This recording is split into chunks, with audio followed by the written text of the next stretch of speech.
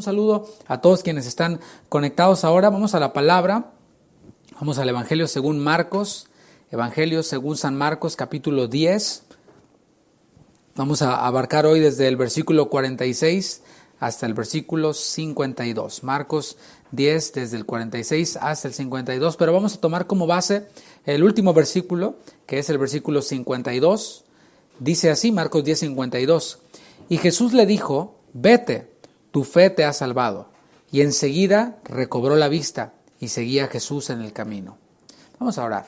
Padre, gracias porque nos permites compartir tu palabra, nos permites recibirla de esta forma, nos permites hablar a mí, proclamarla, y a mis hermanos escucharla y recibirla.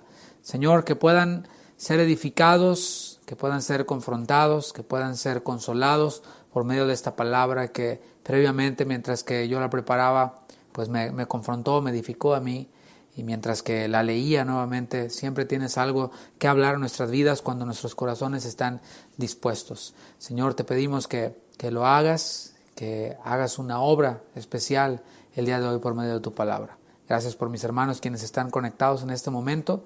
Habla a sus corazones, en el nombre de Jesús, te lo pedimos una vez más. Amén. Amén. El título de la enseñanza es La confianza implica acciones, y es algo de lo que este capítulo 10, que hoy vamos a terminar, nos ha enseñado acerca de confianza. Habló, por ejemplo, en el versículo 13, 14, 15, 16, del 13 al 16, habló Jesús acerca de los niños. Y dijo: de los niños es el reino de los cielos, el reino de Dios. ¿Por qué? Porque los niños pues nos dan un ejemplo de confianza firme, de confianza que no duda, que no está así como de manera inquieta, sino que es una confianza firme. Vimos también de los versículos 17 al 31 cómo en un joven quien se acercó a Jesús, pues pudimos encontrar allí la desconfianza, y aprendimos también en qué no debemos de confiar. Este joven confiaba en su propia religiosidad, confiaba en sus posesiones, en sus cosas materiales, que eran muchas, según el mismo Evangelio. Vimos en los versículos 35 al 45 una petición de los discípulos, la cual manifestaba ignorancia y arrogancia, que no son buenas combinaciones. A pesar de que ellos confiaban y creían en Jesús como el Mesías. De hecho, Pedro había dicho y había hecho esa confesión sobre la cual está fundada y edificada la iglesia. La confesión era: tú eres el Cristo, el Hijo del Dios viviente. A pesar de que Pedro, como los demás discípulos, confiaban en Jesús como el Mesías, pues tenían todavía estos problemas en su comprensión, no alcanzaban a entender cosas esenciales, y además tenían esta arrogancia de desear lugares de preeminencia en el reino. Ellos ignoraban que en ese momento Jesús debía de padecer, debía de sufrir, aunque Él ya se los había revelado por lo menos en 2 ocasiones más registradas en los evangelios. Ellos, los discípulos, deseaban una posición política, pero Jesús les enseñó que es más grande el que sirve que el que tiene una posición en este mundo. Y en ese momento en el cual Jesús les enseñó esto, pues iban en camino a Jerusalén, en donde el Señor les iba a dar el más grande ejemplo de servicio, que era morir en la cruz del Calvario. Vamos a ver el versículo 46 de Marcos 10.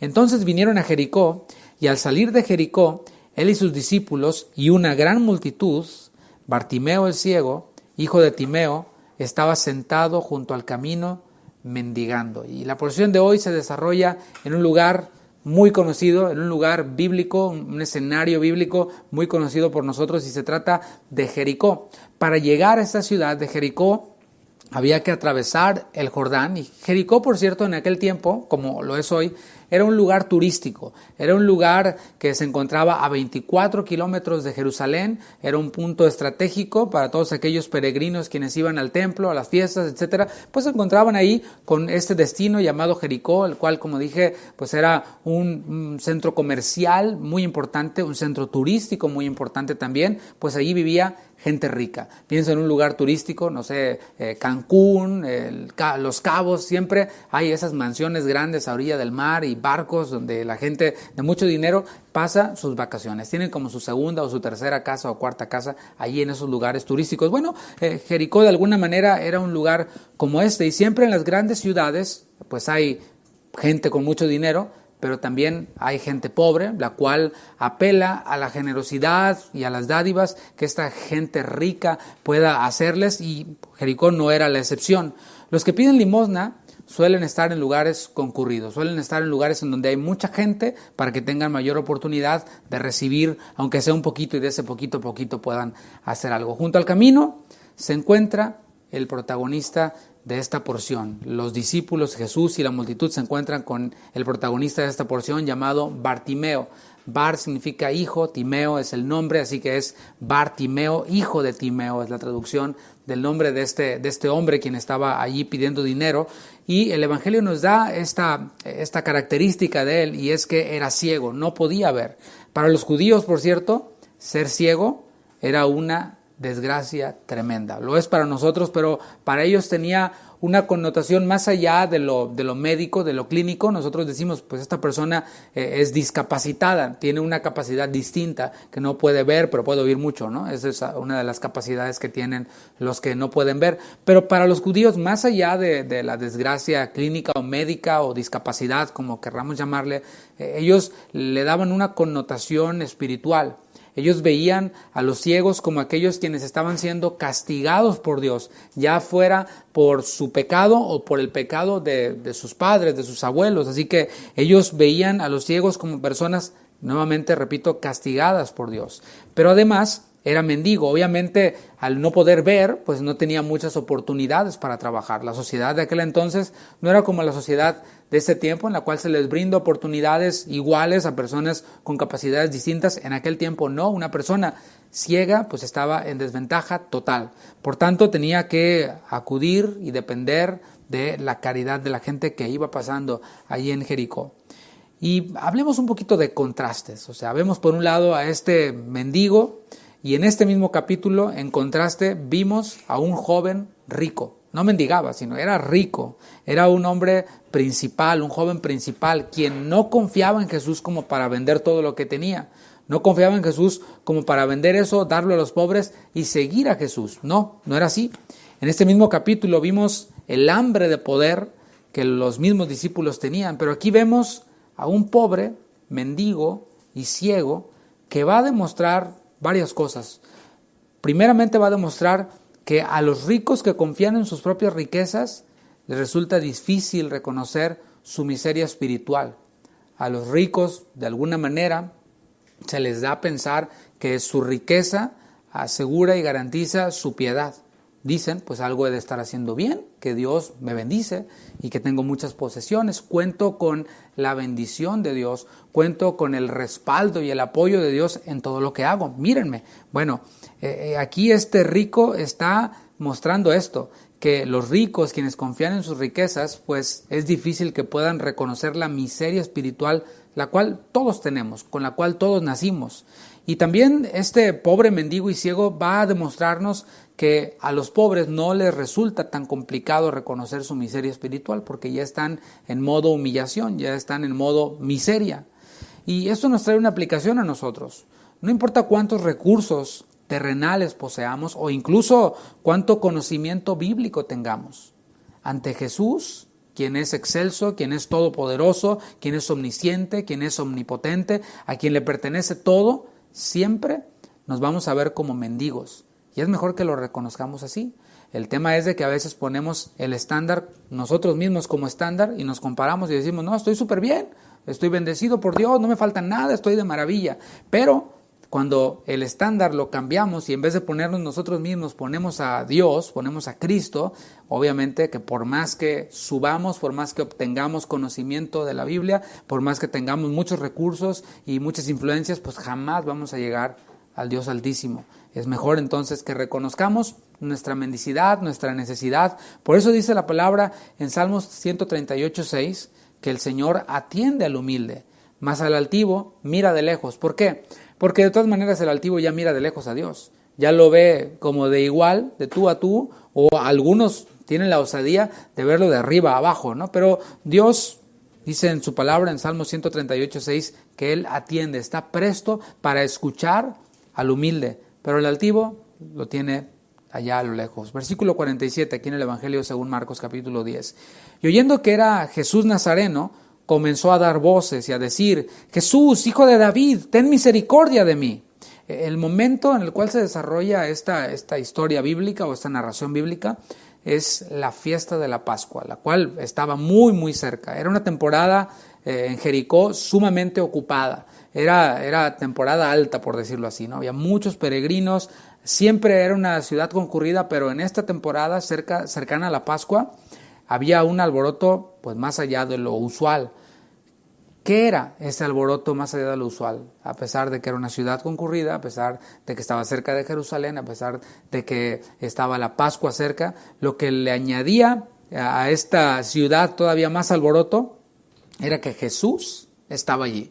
A estas alturas Jesús era muy popular, era muy famoso. Los milagros de Jesús, el mensaje de Jesús se había popularizado por todos lados. A través del Evangelio de Marcos hemos visto cómo en más de una ocasión el Señor le habló a multitudes. Bueno, imagínate, esas multitudes que seguían a Jesús ahora se encuentran en un lugar que ya está ocupado. Haz de cuenta que tú vienes con una procesión de Austin y te metes al área de galería un lunes o martes a las 4 de la tarde, 5 de la tarde, aquí en Houston, los que viven aquí en Houston. Imagínate, terrible, ¿no? Una pesadilla. Pues así estaba más o menos ese lugar, lleno de gente. Y este ciego Bartimeo había oído ya acerca de Jesús, al igual que el joven rico. Acuérdate, estoy tratando de hacer una comparación dentro del mismo capítulo. El joven rico había oído de Jesús, se acercó a él, y este ciego Bartimeo también había oído de Jesús. ¿Y saben algo? Jesús sigue siendo famoso. Hoy en día Jesús es sumamente conocido, sumamente famoso, aunque hubo un rockero por allá hace muchos años que dijo que eran más famosos que Jesucristo, él y su grupo, pero bueno, ahora pues, casi nadie se acuerda de ellos, sobre todo los millennials. Pero ¿qué tal de Jesucristo? Todos hemos oído acerca de él, todos seguimos viendo la cruz, aunque sea por un lado o por otro. Él sigue siendo famoso. El mensaje de Jesús sigue estando por todos lados. Hasta los ateos de pronto se les sale y citan alguna frase de Jesucristo, algún quote del Señor. ¿Por qué? Porque Él sigue siendo famoso, sigue estando por todos lados, sigue siendo popular. Y hoy, en ese tiempo, 2021, el Señor está más accesible a nosotros que nunca. Está en el internet, está en dispositivos, en audiolibros, hay una Biblia en casi cada lugar al que vamos. Está disponible y accesible para nosotros. La pregunta es, ¿le estamos prestando atención al Señor? ¿Estamos prestándole atención a este Jesús que está accesible para todos? El mensaje del Señor no es para unos cuantos iluminados, para unos cuantos elegidos, que se saben la confesión de quién sabe qué, y que conocen la filosofía de no sé cuánto, y que saben hablar otros idiomas, y que wow. No, el mensaje de Jesús está accesible para todos. La pregunta es, ¿le estamos prestando atención? Bueno, Bartimeo, fíjense cómo le llamó a Jesús. Le dijo: Jesús, hijo de David.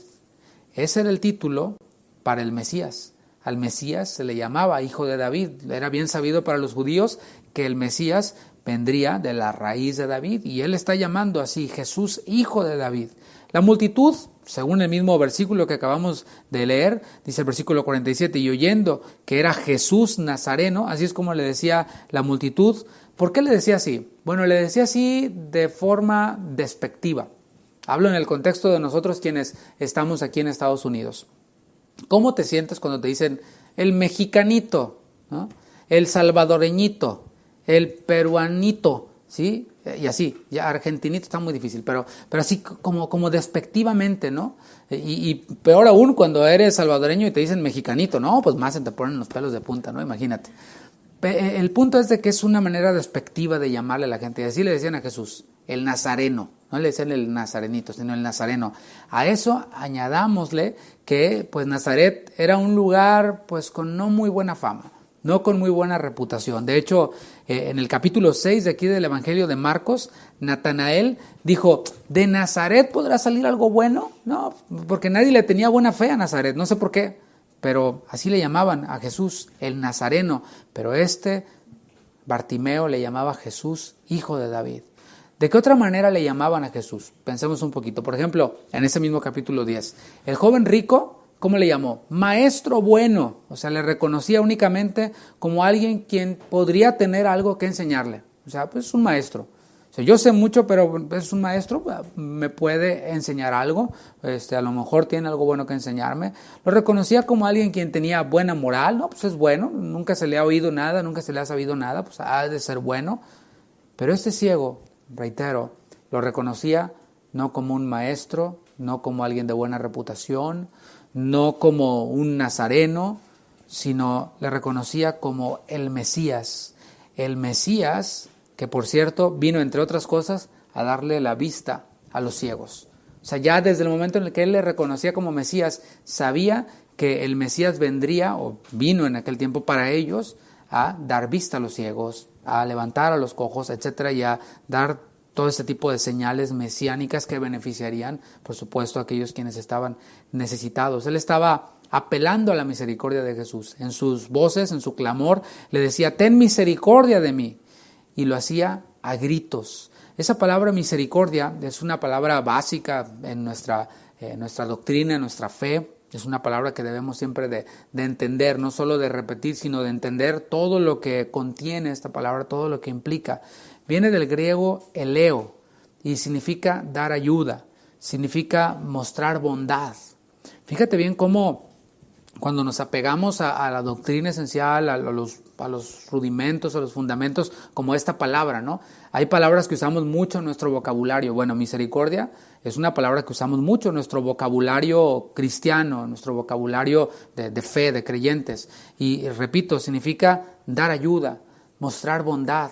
Si yo predicara un mensaje el cual te va a hacer sentir campeón, te va a hacer sentir emprendedor, te va a hacer sentir que wow, eres lo máximo, el mundo está esperando tu aparición para que lo transformes y lo cambies y que conquistes aquí, conquistes allá. ¿En dónde encaja allí la misericordia? Porque misericordia, repito, es dar ayuda, es mostrar bondad. Bueno, solo pide ayuda aquel quien está necesitado. ¿Alguna vez has estado en una necesidad de tal manera que dices, no veo de dónde?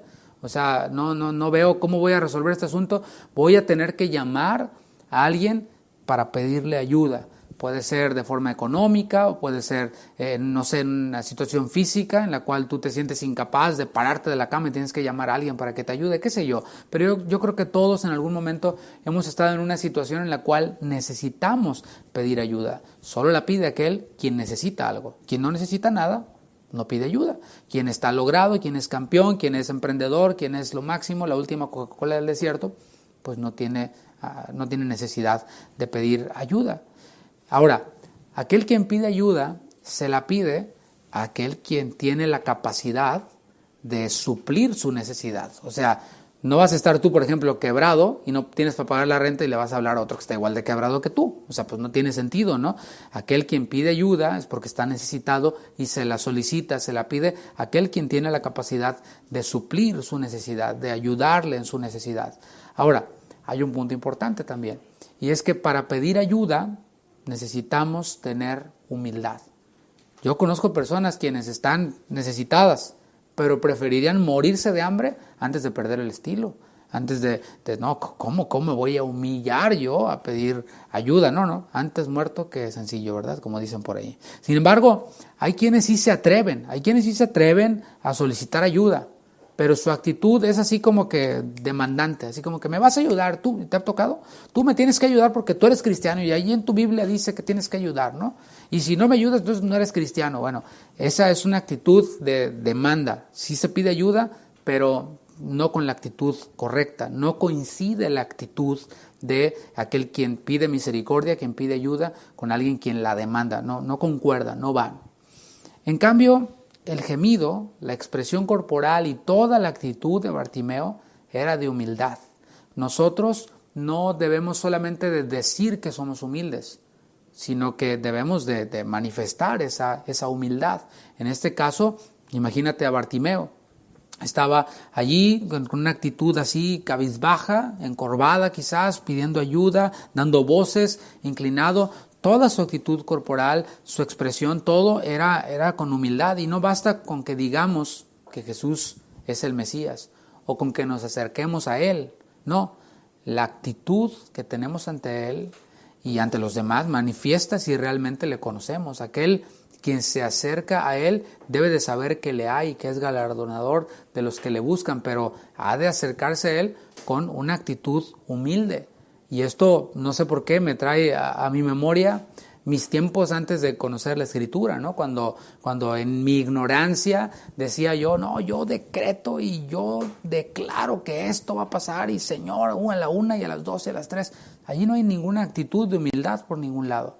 Sin embargo, vemos aquí a un hombre quien le reconoce como el Mesías, quien le conoce y le reconoce como el Mesías y se acerca a Él, pues diciéndole, ten misericordia de mí, Señor, tú tienes la respuesta, tú puedes sanarme. Yo me acerco a ti y te clamo y te suplico y te ruego por misericordia para mi situación. Versículo 48.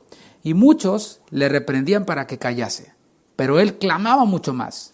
Hijo de David, ten misericordia de mí. Lo clamaba y lo repetía una y otra vez. Imagina los gritos de este ciego Bartimeo.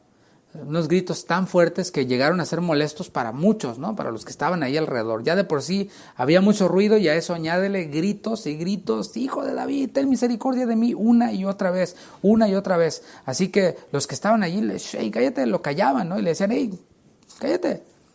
Quizás lo que les molestaba más a algunos era que le llamara hijo de David.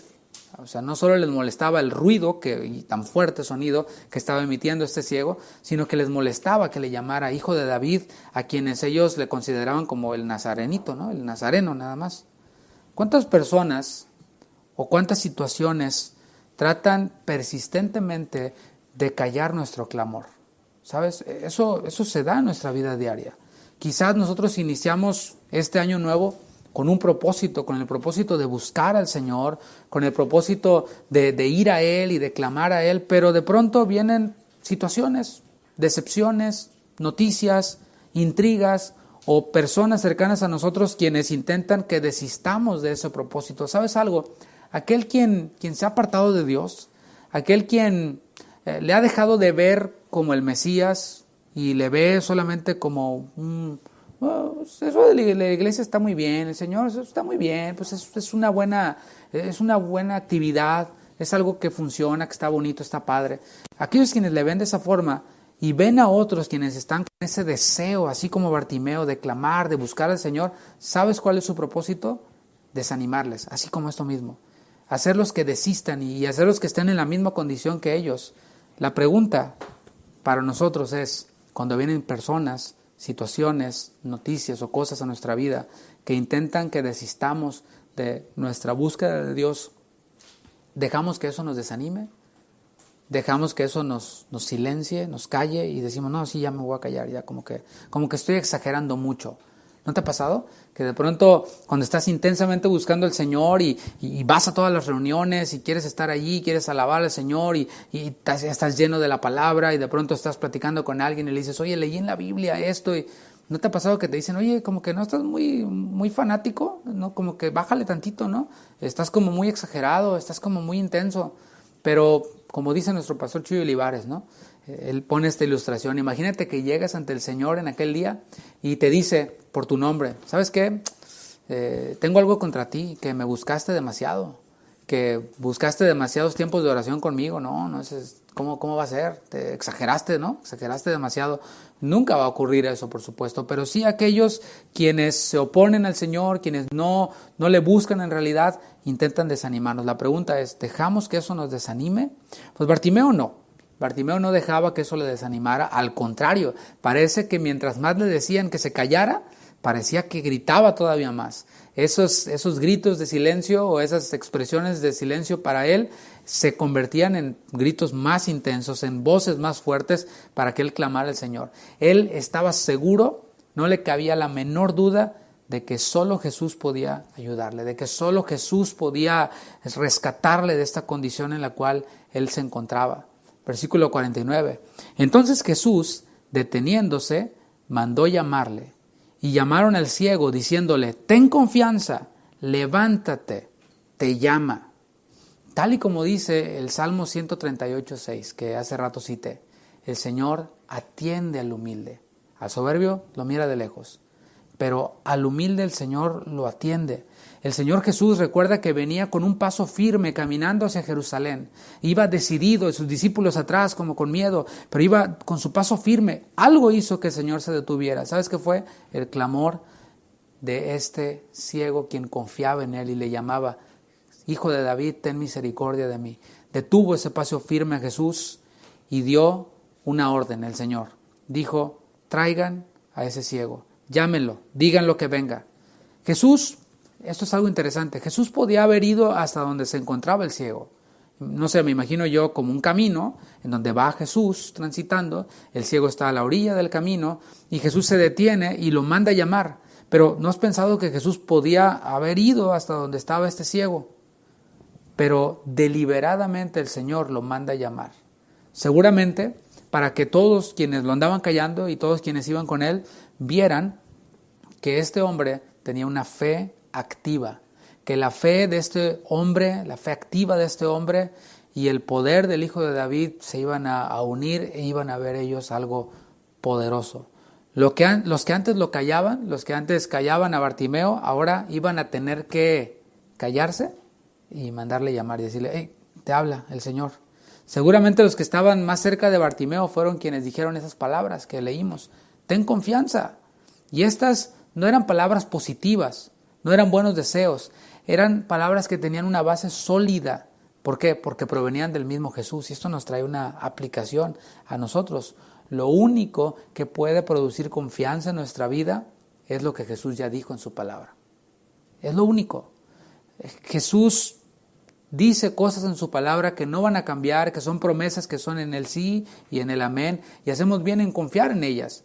Puede que yo haga declaraciones, ¿verdad?, positivas, puede que yo haga confesiones, las escriba y las clave en mi pared y las ponga en sticky notes por todos lados y tapice de sticky notes con mis buenos deseos y con mis declaraciones y decretos por todos lados. Pero lo único en lo que yo puedo confiar es en la palabra del Señor. Lo único en lo que tú puedes confiar es en la palabra del Señor. Todo lo demás son eso, buenos deseos, nada más, buenos deseos. Y esto aplica cuando predicamos el Evangelio. Esto nos trae una aplicación muy, muy práctica. Cuando predicamos el Evangelio nosotros podemos asegurarle a la persona a quien le estamos predicando el Evangelio que si confía en el Señor tendrá vida eterna. ¿Te fijas cómo todo cobra sentido? O sea, si nosotros predicamos correctamente el Evangelio, podemos decir con certeza: si tú crees en el Señor de todo tu corazón, serás salvo. No llegamos así como que, bueno, pues a lo mejor, ¿verdad? Pues si eres elegido, a lo mejor sí, el Señor te eligió y te atrae y te hace todo el proceso de nacer de nuevo y te da un corazón nuevo y te da fe para creer, entonces ya crees. No, mis hermanos, apeguémonos a lo que el Señor Jesús dijo y podamos tener confianza y no vamos a andar titubeando y dando respuestas todas torcidas. No. Si nosotros hablamos el Evangelio y lo que Jesús prometió: el que cree en mí, aunque esté muerto, vivirá. El que decida creer en mí, pues tendrá vida eterna. Bueno, podemos asegurar eso mismo a todas aquellas personas a quienes nosotros les prediquemos el Evangelio. Tal vez no tendrán bienes materiales. Tal vez sus vidas no serán libres de problemas. Tal vez sus matrimonios no se van a corregir y van a ser perfectos. Pero sí podemos garantizar y afirmar que Jesús les va a dar vida eterna si creen y si se arrepienten. Y esto aplica también para nosotros, quienes ya somos creyentes. Eso fue por un lado cuando predicamos el Evangelio, pero por otro lado, para nosotros los creyentes hay una aplicación también. Dios ha puesto pastores, por ejemplo, ha puesto maestros, quienes nos hablan la palabra de Dios. Eso es lo que dice Hebreos 13:7. Habla de que los pastores hemos sido puestos para hablar la palabra de Dios. Y el Señor siempre nos está llamando, pero requiere de nosotros que tengamos confianza y que nos levantemos. Así como aquel ciego, el Señor le mandó llamar y hubo quienes le dijeron: hey, ten confianza, el Señor te está llamando, y si Él te está llamando, pues ya mejor no te digo que te calles, nomás párate y ve a dónde está el Señor. Y esta es la aplicación que podemos ver para nosotros. Hay personas alrededor de nosotros que nos están hablando la palabra del Señor. Y esto es bien, bien profundo. ¿Por qué? Porque si tú estás en una iglesia, bajo un pastorado que te habla la palabra de Dios, pues hay que tener confianza en el Señor. Porque no te está hablando el líder, no te está hablando el pastor, no te está hablando sus palabras, no te está hablando sus experiencias. Si te está hablando la palabra, te toca confiar. Ahora, si tú estás en un lugar en donde tú consideras que no te están hablando la palabra, bueno, pues creo que no está tan complicado el asunto, ¿no? Hay que buscar un lugar en donde puedas recibir la palabra, en donde se te hable directamente la palabra como es, y así tú puedas depositar tu confianza, no en el hombre, sino en la palabra que te están hablando. Así que se requiere de nosotros que tengamos confianza. Versículo 50. Él entonces, arrojando su capa, se levantó y vino a Jesús. Y aquí hay un elemento de la vestimenta de ellos que trae mucha enseñanza. Es para nosotros desconocido. Cuando oímos la palabra capa nos imaginamos un superhéroe, no sé, al menos yo, ¿no? Pero la capa era un objeto que para ellos era de gran valor. En los evangelios, en el Sermón de la Montaña, el Señor Jesús dijo: al que te quite la túnica, preséntale la capa también. O sea, la capa era, y después vemos cómo había quienes demandaban a una persona con la capa, o sea, lo embargaban quitándole la capa. O sea, era una prenda de ropa valiosa por lo esencial que era. Le servía pues para cubrirse del frío, para cubrirse del sol, le servía incluso para guardar cosas, porque las capas tenían un compartimento, una bolsa, así como esta que tengo hoy aquí, en donde podías tú guardar tus artículos de valor. Así que, pensando en Bartimeo y en su situación, pidiendo limosna en el camino de la gente rica que pasaba o de la gente que le ayudaba, tomaba esa ayuda y la depositaba en esa bolsa de su capa. No sé qué tan avanzado estaba el día, no lo investigué, no sé si los evangelios lo digan, pero igual ya traía una lana ahí, el querido Bartimeo, de tantas limosnas que le habían dado. Pero aquí vemos que él estaba arrojando la capa con todo y lo que hubiera allí en la capa. Y mis hermanos, siempre que queremos recibir algo del Señor, siempre tenemos que soltar lo que ya tenemos. Estamos llamados a soltar lo que poseemos para poder recibir lo que el Señor tiene para nosotros.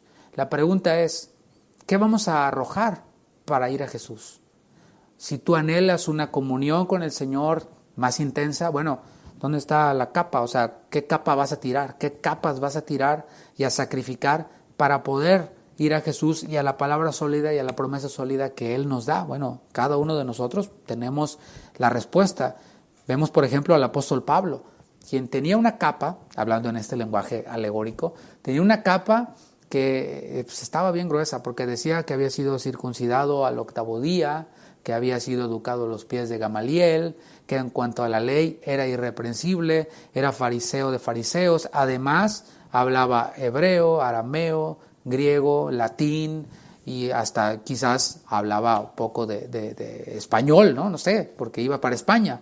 El punto es de que vemos a Pablo, quien tenía un montón de cosas en su capa, y él todo eso lo consideró por basura. Todo eso lo tiró con el fin de que de ganar a Cristo. Así que eso nos trae una aplicación, y aprendamos de Bartimeo, quien reconocía a Jesús como el Mesías, quien reconocía que solo Él le podía ayudar, reconocía su condición, no la negaba, no se detenía por aquello que le ponía obstáculos, pero además no se aferraba a su capa. Así que aprendamos de Él, no te aferres a tu capa. ¿Qué capa tienes? ¿Qué hay en tu capa? Bueno, pues no te aferres a ella, confía en Jesús. Aquel joven rico tenía una capa de muchas posesiones, pero él se aferró a ella y se fue con todo y capa, y triste porque pues no escuchó lo que quería escuchar. Bartimeo, según el texto que acabamos de ver, ahí en el versículo 49, fue llamado por el Señor, pero vemos en el versículo 50 que arrojó la capa, se levantó y fue a donde estaba el Señor. Ese levantarse implica una acción. El Señor no le dijo: Bartimeo, veme a los ojos. No, porque no podía hacerlo. ¿Pero qué le dijo? Ven, porque sí podía caminar. Era ciego, pero no era cojo. Era ciego, pero no estaba sin piernas. Tenía piernas. El Señor siempre nos va a pedir algo que nosotros podemos hacer, y esto es para los creyentes.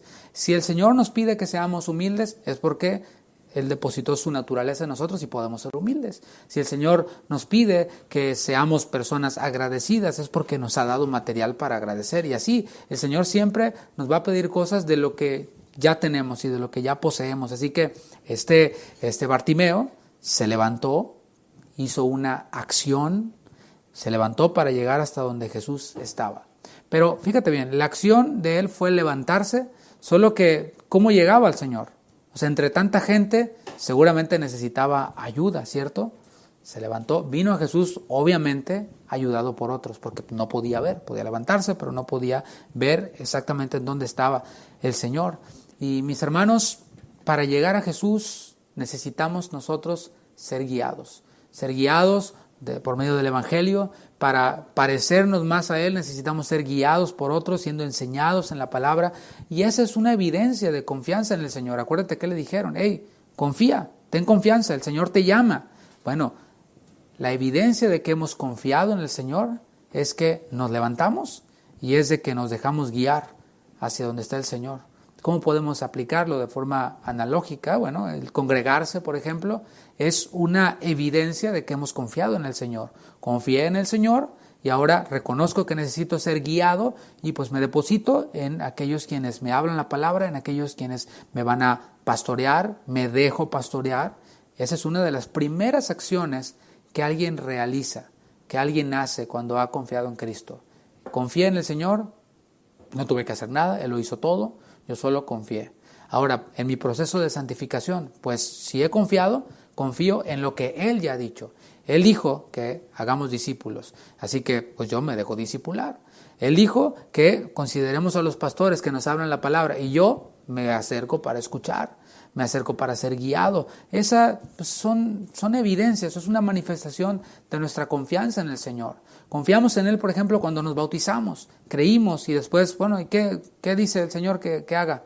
No, pues que te bautizas. Pues me bautizo. Y así vamos dando pasos de obediencia en nuestra vida, arreglando cosas en nuestra vida, muestra de que hemos confiado.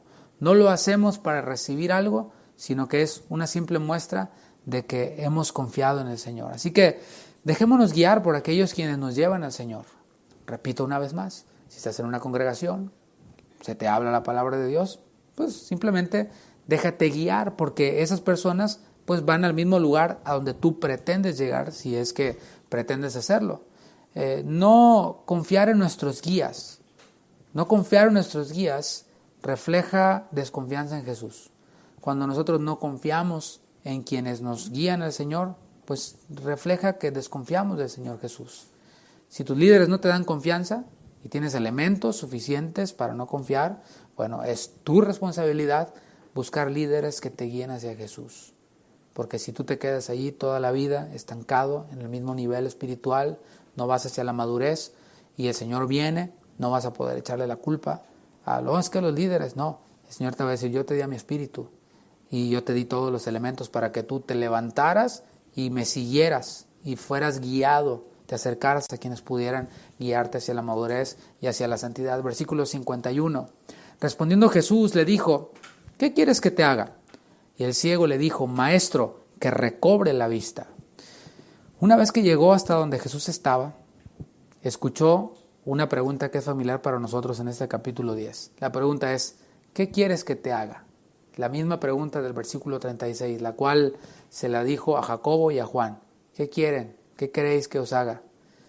Ellos le demandaban a Jesús, con estrategias, le demandaban que le sentara el uno a la derecha y el otro a la izquierda. Sin embargo, Bartimeo reconocía su verdadera necesidad. Señor, yo no necesito sentarme en ningún lado, yo lo único que necesito es ver. Para poder seguirte necesito ver, así que pues, mi necesidad es esa. Él podría haber pedido cualquier cosa.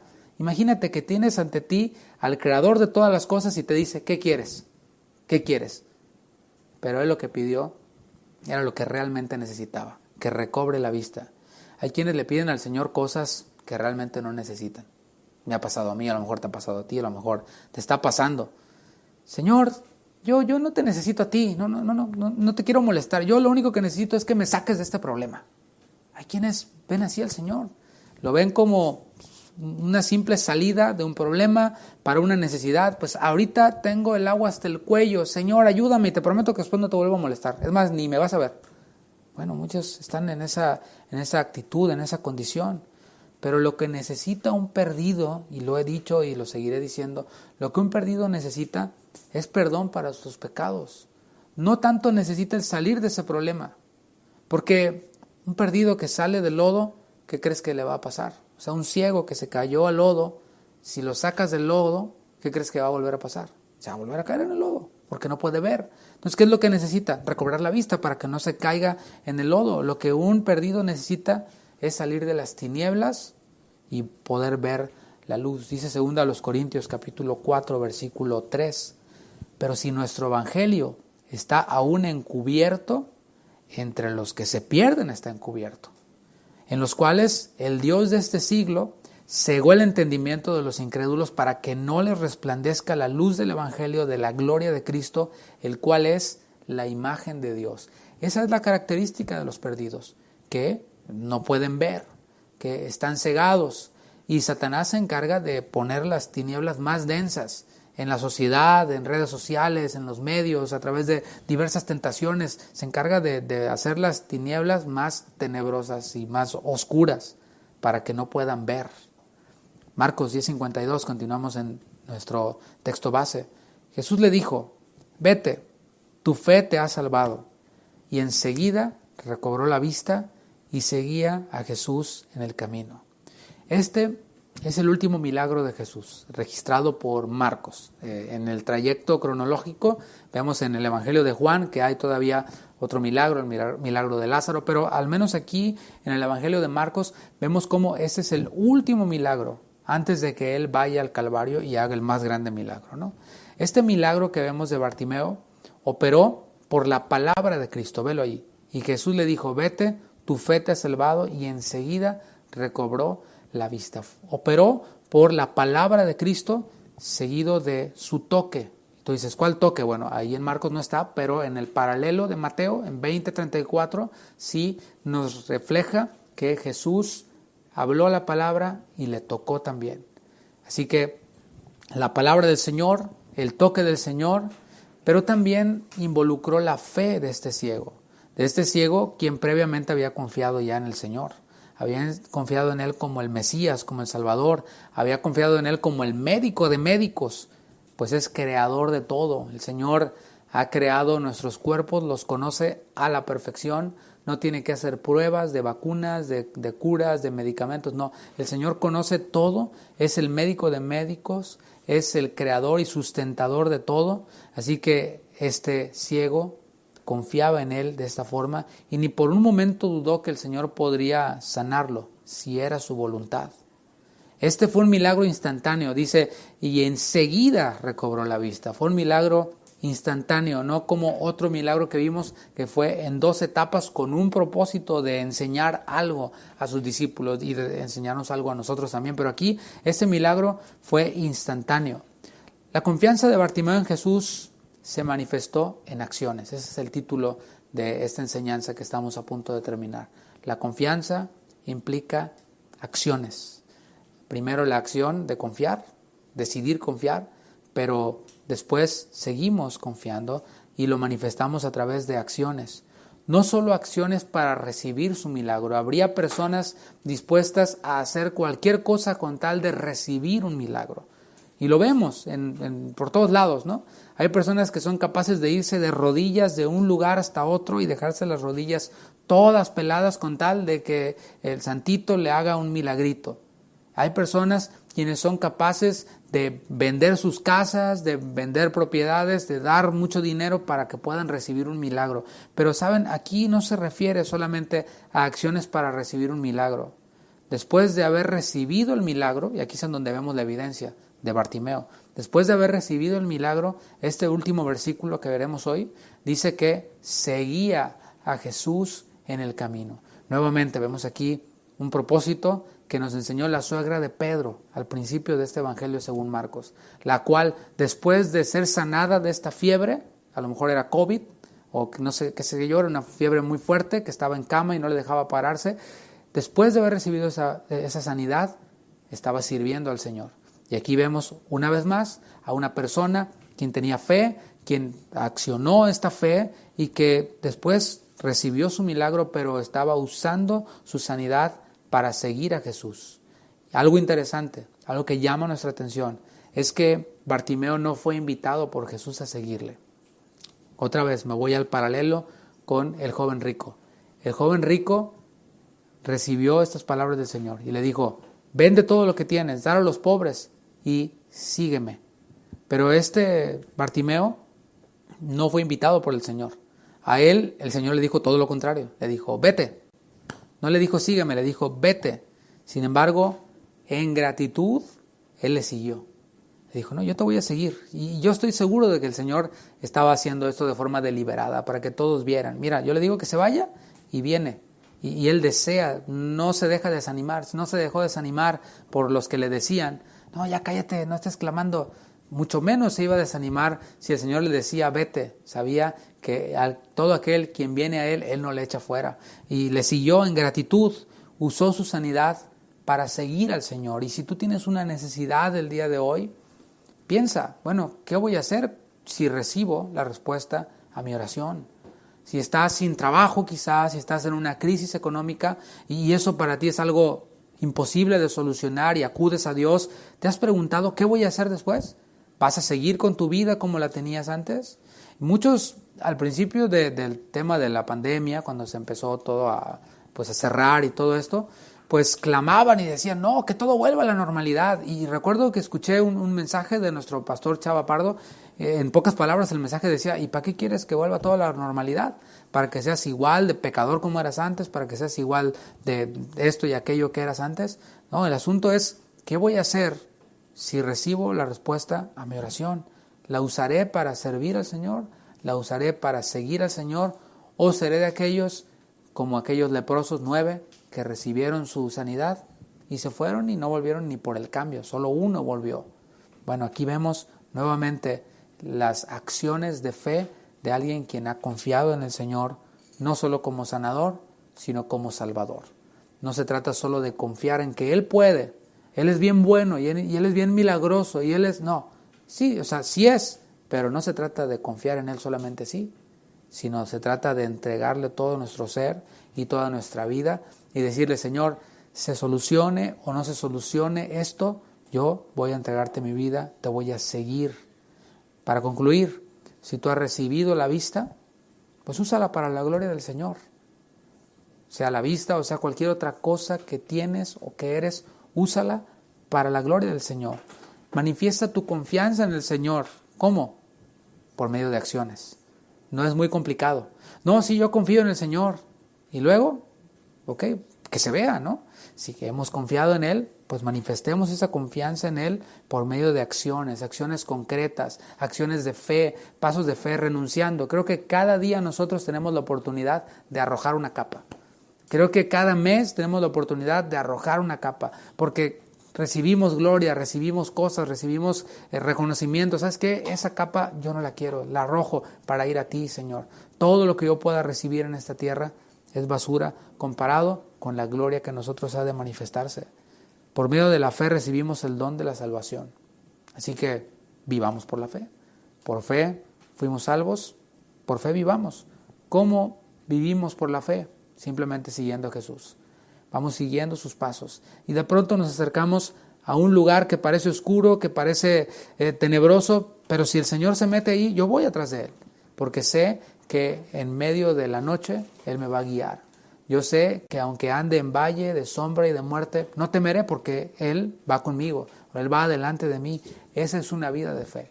Una vida de fe no es aquella que se aparta para seguir su propio camino, que cree que es mejor, que cree que es más seguro, dejando a Jesús por allá. Una vida de fe es aquella que le sigue hasta en aquellos momentos en los cuales su lógica pues no coincide con lo que está ocurriendo. Así que finalicemos, démosle gracias a Dios por esta enseñanza que nos ha dado por medio de Bartimeo y por este capítulo 10 que estamos terminando el día de hoy. Estamos seguros de que el Señor nos va a hablar todavía más en lo que viene. Tiene mucho que hablar en nuestros corazones y yo me quedo con esta enseñanza. Quiero ser como Bartimeo, pero más quiero ser como Jesús. Así que oremos. Señor, muchas gracias. Gracias por tu palabra, gracias por tu fidelidad, gracias porque hoy, como siempre, estás accesible para nosotros. Así como Jesús en aquel tiempo estaba accesible para todos, sigues estando accesible para nosotros el día de hoy. Sigues estando atento al clamor del humilde y hoy con humildad nos acercamos a ti, recordando, Señor, que tú eres el creador de todo, que tú eres el Señor. No eres una buena opción, no eres algo que nos va a traer bienestar temporal, sino tú eres nuestro Salvador y eres nuestro Redentor. En el nombre de Jesús ponemos en tus manos, en tu voluntad, cada petición que hemos traído, sabiendo, Señor, que la oración que tú respondes sí o sí es aquella que es conforme a tu voluntad. Y tú, Señor, deseas que nos parezcamos a ti. Así que eso te pedimos, que sigas trayendo a nuestras vidas claridad y los recursos suficientes para que podamos nosotros parecernos a ti cada día y caminar contigo.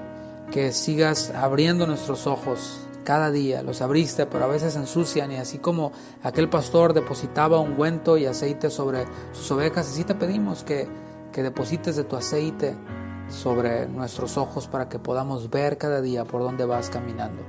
Queremos usar nuestras vidas y todo lo que somos para seguirte a ti y así manifestar que hemos confiado en ti, que hemos creído en ti. Oramos, Señor, por los pastores en cada congregación, en cada iglesia. Señor, sígueles dando sabiduría para que hablen únicamente y hablemos únicamente tu palabra. Esa es la única forma en la cual nosotros podemos guiar a las personas hacia el lugar y el puerto seguro. Nosotros, Señor, quienes somos pastores o líderes, guiamos a las personas, pero líbranos de guiarlos hacia un destino que no seas tú, hacia un destino que no sea esta vida de santificación. Queremos hacerlo, Señor, y que aquellos quienes van hacia este mismo destino puedan confiar en ti, en que tu palabra no cambia, que tu palabra que se habla pues no es algo que pasa, sino que es algo que permanece para siempre y es algo que nos trae seguridad y aumenta nuestra confianza. ¿Cómo hemos de estar estresados? ¿Cómo hemos de estar ansiosos si hemos recibido la seguridad de que aunque este cuerpo se desintegre, tú nos vas a resucitar, vas a ser un cuerpo nuevo para nosotros, adaptado para poder estar en comunión eterna contigo, viéndote cara a cara? Así, Señor, gracias por esta firmeza y esta solidez que traes a nosotros, tus hijos. En ti estamos seguros. Sigue, Señor, fortaleciendo la fe de mis hermanos quienes nos ven o nos escuchan. Te lo pedimos en el nombre de Jesús.